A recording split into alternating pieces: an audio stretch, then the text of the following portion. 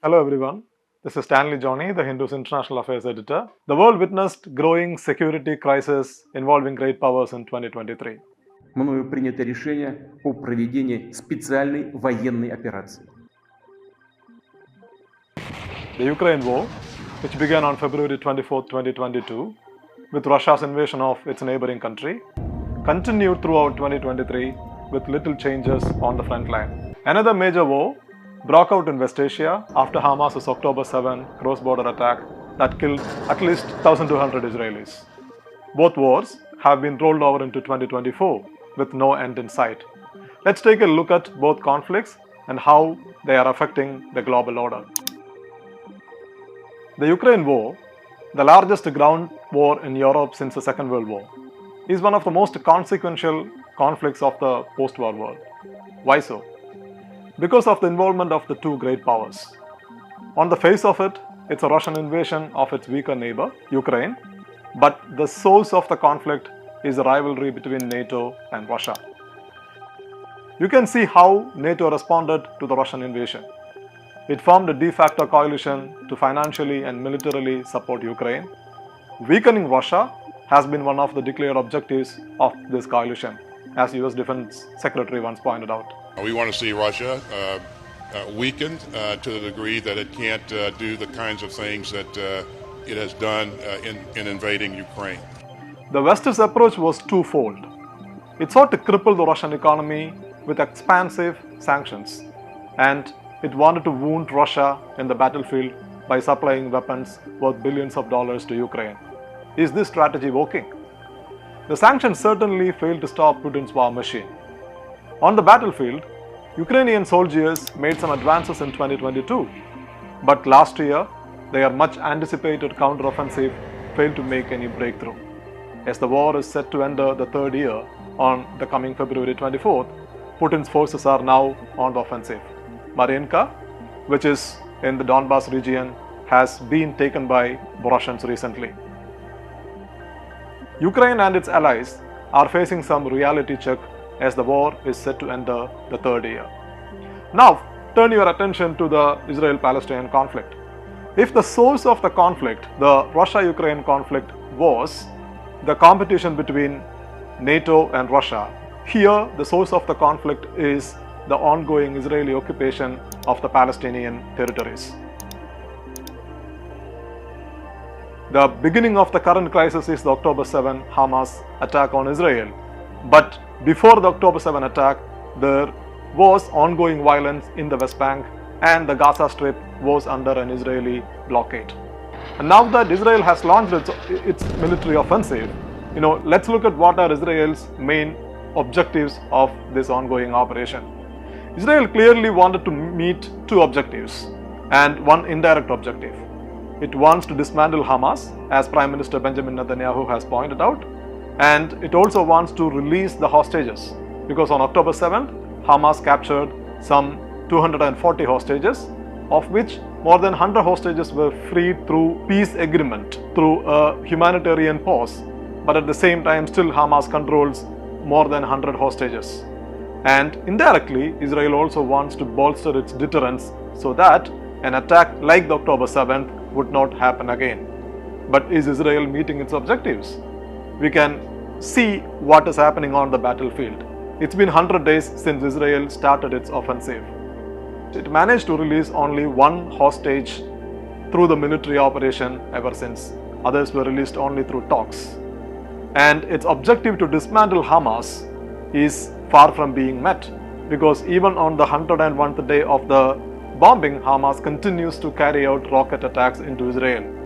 So Israel is facing a dilemma here. It wants to continue the war, but it is not clear how long the war is going to go on. And these two conflicts, they have different global impacts. You look at the conflicts, both conflicts pose threats to the United States-led global order in different ways. In the Ukrainian war, if Kyiv fails to turn up the battlefield pressure on Russia, that would leave the West with difficult choices. Either to continue to back Kyiv in the current war of attrition, risking Ukraine losing more territories to Russia, which already controls some 20% of Ukrainian land, or start engaging Putin through talks. And the US Defense Secretary had earlier said that US wanted to weaken Russia. A compromise deal with Moscow would be seen as America's weakness. Secondly, you look at the Gaza war. America's unconditional support for Israel's brutal war on Gaza has drilled holes into the moral case President Joe Biden has been trying to build around Russia's invasion. In Ukraine, the West stands by Ukraine to fight back the aggressor, which is Russia. But in Gaza, the West stands by the aggressor, which is Israel, in its war against the defenseless Gaza. Close to 24,000 people have been killed in Gaza in 100 days, a vast majority of them women and children. Over 60,000 wounded. 90% of Gaza's population, which is 2.3 million, have been made refugees. But the Biden administration still hasn't even called for a ceasefire. Countries in the global south, who often face American pressure and criticism on matters of human rights, take note of these different approaches. This may have more immediate consequences in the Arab world. Thirdly, the Gaza war is widening with the Yemen's Houthis attacking commercial vessels in the Red Sea and the United States and the UK launching airstrikes against the Houthis. The US wanted to deprioritize West Asia and focus more on Russia and China, its conventional rivals.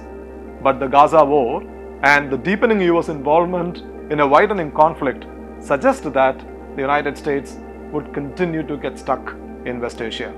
And that's good news for Russia and China. And how does India look at these two conflicts? Because, India has high stakes in both conflicts. Russia is your traditional friend, a strategic partner, and West Asia is your extended neighborhood, and you are dependent on West Asia for energy, and millions of your citizens are working in the region. So these two conflicts can pose direct challenges to India, and how India is navigating these challenges and what position it has taken. If you look at India's positions, those positions have largely been balanced, and this is aligned with that of the global south, this position India has taken. And it is also driven by both India's specific interests as well as the larger trends it sees in the global dynamics. Let's look at the interests first. In the case of Ukraine, India has condemned the war and called for talks and a ceasefire without naming any party. Why didn't name anybody? Because even under heavy pressure, it was careful not to let the crisis affect its multifaceted strategic partnership with Russia. For obvious reasons, Russia is a major defense partner, and also India. When we talk about India, India is both a maritime power and a continental power. And to deal with its continental security challenges, India sees that it is imperative for it to have good relationship with Russia, which is a major Eurasian power. And also in the global south, the opinion is slightly varied. It is not the same as the Western line of argument about the Ukraine crisis. So India's position is largely aligned with that of the global south, which has also factored in India's specific interests in its relationship with Russia or its interests in its continental borders. And in the case of Gaza, it repeatedly condemned the Hamas attack on Israel, an important bilateral partner. Israel is also an important defense partner. But at the same time, India has reiterated its traditional position in support of the two-state solution. When civilian casualties mounted in Gaza under Israel's indiscriminate bombings, India joined the global chorus calling for a ceasefire. But the larger trends are more consequential. The United States seems less in control of the geopolitical developments unfolding in its spheres of interest, which is Europe and West Asia. Its efforts to weaken Russia are not immediately rewarding.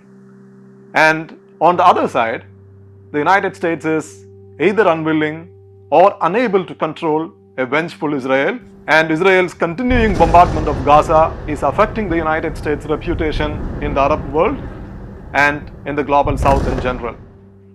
China is rising but is focused on its immediate periphery, and China is also wary of the growing risks of its risks surrounding its periphery. Russia is a revisionist, risk-taking power, but it is the weakest link among the three great powers, and it remains to be seen how Russia would emerge out of the ongoing conflict, irrespective of the result of the Ukraine war.